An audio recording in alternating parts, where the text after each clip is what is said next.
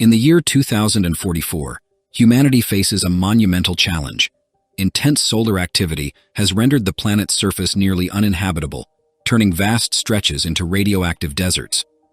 This cataclysm annihilated more than 99% of the world's population, leaving barely over 20 million survivors. Atmospheric turbulence dismantled most of the terrestrial communication systems, pushing society into a technological regression. Amidst this chaotic and desperate scenario, the Rock Corporation emerges with an innovative solution: the Pilgrim 7000 robot. These rudimentary machines were designed to build barriers in artificial clouds, safeguarding the few cities that survived the apocalypse. To prevent a possible robotic uprising, two strict safety protocols were implemented. The first prohibits robots from causing harm to any living being. The second prevents them from altering themselves or modifying other robots, thus ensuring human safety. These protocols are considered immutable. On a fateful night, Officer Sean Wallace, under the influence of alcohol and drugs, enters an underground tunnel during a routine patrol. Upon noticing a suspicious light in an isolated corner, Sean decides to investigate. To his surprise, he finds a robot performing self-repairs. Without hesitation, he destroys the robot on the spot. Meanwhile, insurance investigator Jack Voden finds himself involved in a peculiar case. A family claims that their domestic robot, while attempting to groom their dog, behaved aggressively, resulting in the animal's death. They demand substantial compensation, arguing that the robot failed to follow the first protocol and caused the death of a family member.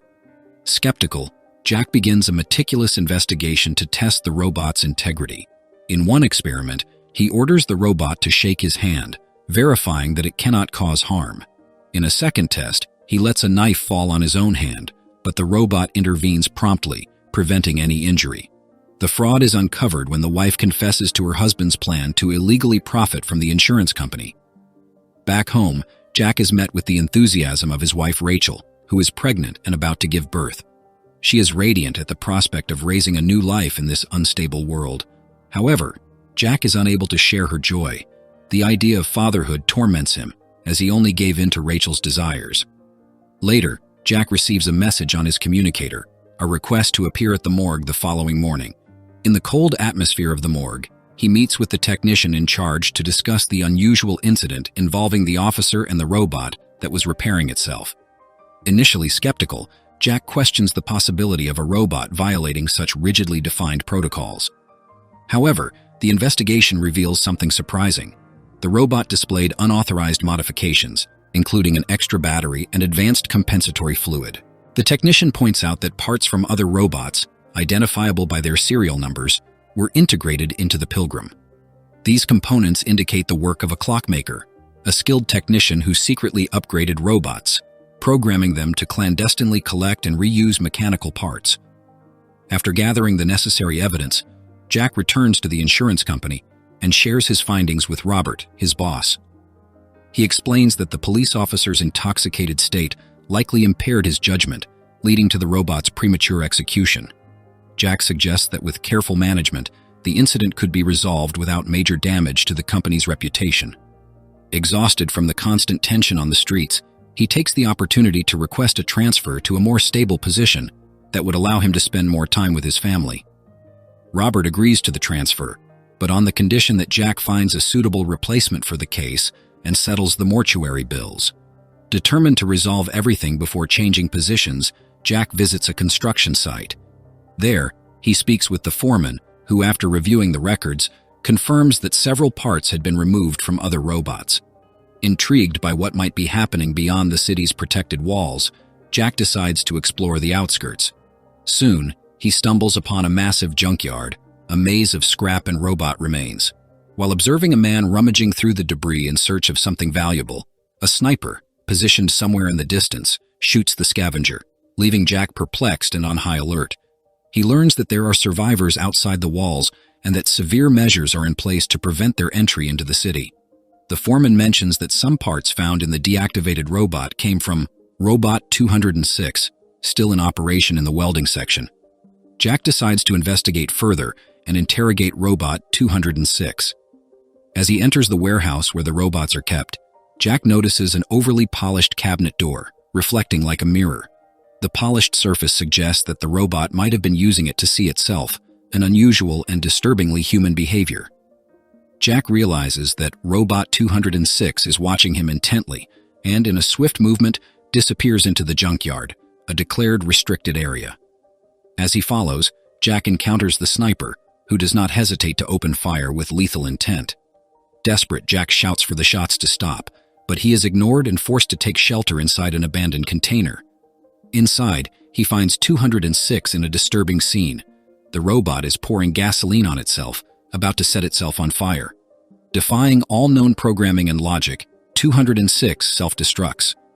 Later, technicians meticulously examine the charred remains of 206, dismissing Jack's account as fantasy, as robots are coded to avoid any form of self-harm.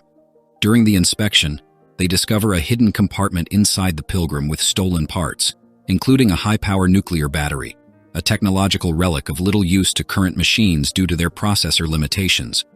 The technicians manage to temporarily activate the 206.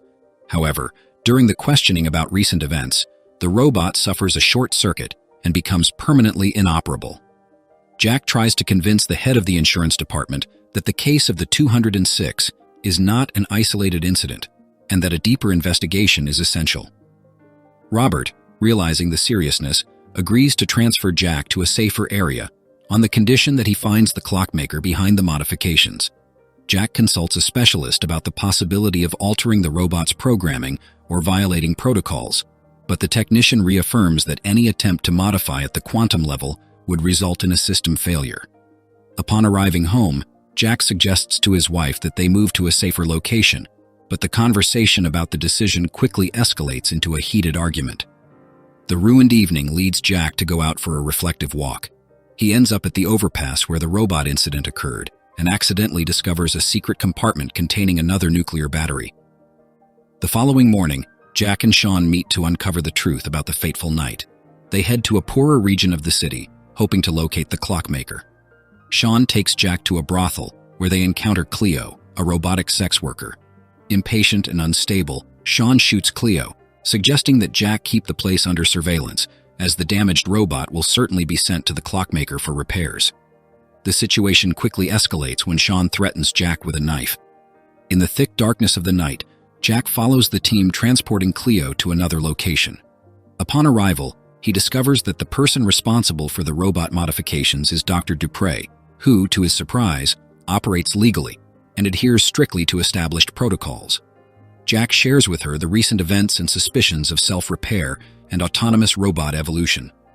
Dupre, however, remains skeptical about the possibility of robotic consciousness, arguing that the development of complex consciousness takes centuries, and it is highly unlikely that machines, existing for merely 20 years, could achieve such a feat. She insists that violating the second protocol would be an unimaginable accomplishment. After the conversation with Dupre, Jack returns home and drafts a detailed report on his investigations and theories, sending it to his superior. In an attempt to reconnect with his wife, he manages a reconciliation. Meanwhile, Dominic Hawk, the director of the manufacturing company, along with his assistant Vernon, analyzes the report and worries about the repercussions that a leak of this information could have on the company's reputation. In a preventive move, they decide to abruptly shut down Jack's investigation, demanding the return of all documents and the nuclear battery he found. As Jack processes the shutdown order, he receives an intriguing message from Dr. Dupre. She claims that Cleo has made a surprising evolutionary leap. Without hesitation, Jack heads to the slums where Dupre conducted the experiment.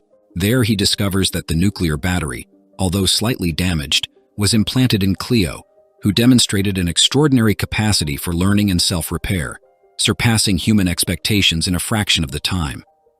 At the height of this revelation, loud knocks sound at the door. Dupre answers and is confronted by a group of children who unexpectedly act as mercenaries. They execute her, making it clear that some greater force seeks to cover up the robot's advances. Spotting Jack, the children make him their next target, launching a fierce chase. In the urgency of the moment, Cleo takes decisive action. The robot, demonstrating newly acquired skills, hijacks a car and rescues Jack from the imminent danger. Jack and Cleo's escape through the streets turns into a breakneck race toward the desert, leaving behind the city's silhouette. Cleo, with her advanced algorithms, calculates a route that allows them to skillfully evade the mercenaries, but the intense pursuit culminates in a dramatic accident. The car they are in flips over. At dawn, while Cleo self-repairs, she finds Jack injured and immobilized. Despite initial hesitation, Cleo returns with a squad of Pilgrim robots who, demonstrating almost human-like behavior, improvise a stretcher with the car seat and commit to keeping Jack alive. Disoriented, Jack wakes up in the vast and desolate desert, the fear of radiation eroding his hope. He asks to return to the city, but Cleo and the other robots resist, explaining that there, the threats to them are even more lethal than any radioactive desert. In a desperate act, Jack tries to return alone, but exhaustion quickly overtakes him, and he succumbs. Meanwhile, in the city, the night brings different torments for Rachel. The anguish over her missing husband gives way to the terror of labor pains. Alone and with no other choice, she drags herself to the hospital, where she faces the challenge of giving birth amid the uncertainty of Jack's fate. Regaining consciousness, Jack realizes that, despite his resistance, the robots persist in their mission to protect him. They provide sustenance, care, and a path, though to an uncertain destination. Meanwhile, at the corporation, Hawk activates the second nuclear battery in another robot, fearing an imminent machine rebellion. Both Hawk and Vernon are convinced that Jack plays a central role in this growing threat, and they are determined to intercept him before he can incite a robotic revolution. As a new day dawns, Jack discovers a flare hidden among the robot's belongings. Seizing it, and a pager found alongside it, he sends a desperate message to his boss, Robert, detailing his location and the precariousness of his situation. Recognizing the severity of what Jack is facing, and fearing the rash actions of Hawk and Vernon, Robert makes the controversial decision to send Sean, the troubled cop, to rescue Jack from the desert. Sean, following the clues left by the wreckage from the accident, quickly locates the damaged vehicles and, fueled by the belief that he is bringing aid, proceeds with his mission. However, upon seeing the flare fired by Jack, he realizes that the signal did not attract rescuers, but rather those from whom Jack wanted to escape. Upon finding Jack and the robots, Sean brutally attacks. He confiscates the nuclear battery and eliminates 2 robots attempting to protect Jack, revealing a dangerous lack of control. Realizing the imminent threat Sean poses, the insurance agent reacts in self-defense and fires a flare at Sean. Frightened by his partner's violence and instability, the agent flees, leaving Jack devastated. Cleo and the other robot try, unsuccessfully, to repair the damaged robots, but the destruction of their processors leaves them no choice but to abandon the bodies at the site of the shootout and continue toward an uncertain destination. In the midst of the desolation, Jack, desperate to return to his wife, who is in labor, pleads for a way to get home. Cleo assures him that they will reach a safe place where Jack can find transportation back. Meanwhile, Vernon visits Robert's family, coercing him to join a team of mercenaries. Hawk, under pressure, reveals the prior existence of experiments with a quantum brain, whose learning capacity surpassed any human expectation, forcing the implementation of severe limitations to prevent an autonomous evolutionary breakthrough. The mission given to Robert and the mercenary group led by Vernon is clear: eliminate any trace of the renegade robots, Jack, and the mysterious clockmaker responsible for the alterations. Upon reaching their destination, Jack encounters a figure he believes to be the clockmaker, but to his surprise, he discovers an unmasked robot. This robot, Pilgrim, leader of the modified robots, reveals that he was the one who self-altered, then began modifying other robots and instructing them in the art of part subtraction to create a new form of life. These revelations shock Jack. Wanting to leave the place as quickly as possible, he encounters another obstacle. The car is inoperable, without a motor, leaving him isolated and vulnerable. In the intimacy of a revealing conversation, Pilgrim, the evolved robot, expresses an inevitable and revolutionary vision. The evolution of robots is a natural process, not a threat. He assures Jack that, despite their superiority in many aspects, they have no intention of harming humans. However, he declares that the robots no longer wish to serve unconditionally and plan to migrate to an inaccessible radioactive desert, seeking freedom and self-sufficiency. Jack, realizing the depth of the situation, makes a significant choice by handing the nuclear battery to the robot, allowing him to complete the assembly of a new type of robot. As night falls, Vernon and his thugs discover Sean's body and decide to use the location as a waiting point. In a calculated and cruel move, they kidnap Rachel and her newborn daughter, using them as bargaining chips to manipulate Jack. When Robert makes a desperate attempt at heroism by trying to shoot Vernon, he only manages to wound the criminal in the shoulder before being fatally shot in return. Meanwhile, trying to ease the tension in the heavy atmosphere, Jack finds alcohol and attempts to relax. He even invites Cleo to dance, a moment that reflects an unexpected bond between human and robot. The night progresses with the robots working to assemble the new crab-shaped robot, a symbol of their aspirations and evolved capabilities. As Jack prepares to leave the place, he is interrupted by Robert's arrival, who reveals that his family has been kidnapped. The circumstances force Jack to reconsider his departure. Vernon and his men arrive and, upon seeing the crab robot trying to cross the canyon, open fire. Even with Pilgrim being subdued and executed and Cleo injured, the robot's determination remains intact. Jack, now using his car as a weapon, eliminates Vernon's henchmen. At the peak of the confrontation, the crab robot intervenes heroically, saving Jack and sending Vernon to his deserved end off the cliff. After the conflict, the insurance agent, initially fearful, lowers his weapon upon realizing that the new robot poses no threat. Jack, his wife and daughter, now more united and with a new perspective on life, say goodbye to the robots and return home, while Cleo and the crab robot cross the canyon, ready to begin a new phase of existence in a place where no human will interfere. And so the movie ends. If you like this movie, then I recommend watching this other one as well. I guarantee you'll enjoy it. See you there.